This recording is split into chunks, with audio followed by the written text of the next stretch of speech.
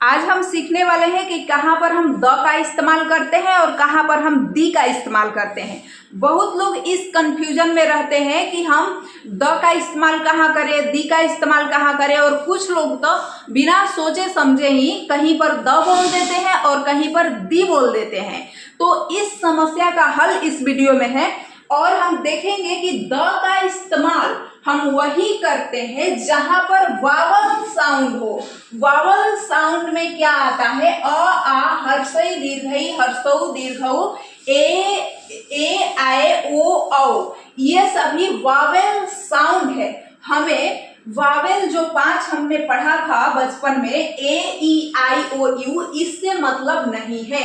यहाँ जरूरी नहीं है कि ए ई आई ओ यू ही आए, यहाँ एच भी आ सकता है, लेकिन इसका साउंड हमने कहा वावल साउंड, यानी हमें इसके साउंड पर ध्यान देना है कि साउंड भले ही एच लिखा हो लेकिन ये अ पढ़ा जाना चाहिए। जैसे एच ओ यू आर, हावर नहीं, इसे आवर पढ़ते हैं। तो आवर है, यानी ये क्या है? ये कंसोनेंट नहीं हुआ।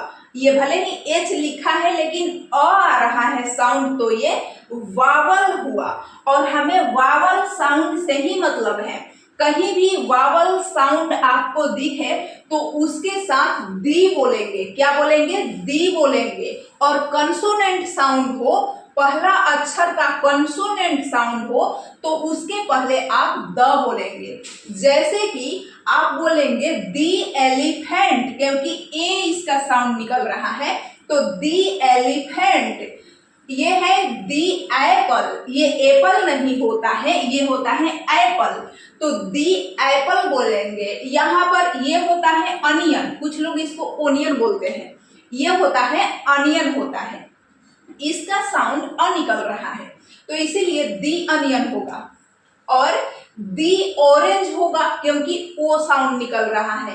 उसके बाद में दी एंड होगा, ए साउंड निकल रहा है। और दी आवर होगा क्योंकि अ साउंड निकल रहा है, भले ही एच है लेकिन अ साउंड निकल रहा है, तो दी आवर होगा।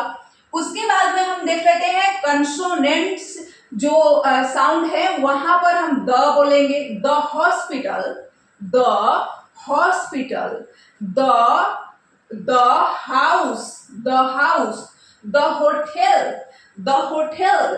तो इस तरह से हम द का इस्तेमाल करेंगे। तो द जहां पर कंसोनेंट साउंड आ रहा है, ठीक है। द बॉय, यहां पर बॉय भी होता तो द बॉय।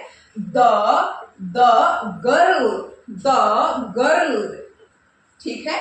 तो द बॉय, द गर्ल ऐसे बोलते हैं। तो ये आप समझ गए होंगे कि कहां पर हम दी का इस्तेमाल करते हैं और कहां पर हम द का इस्तेमाल करते हैं।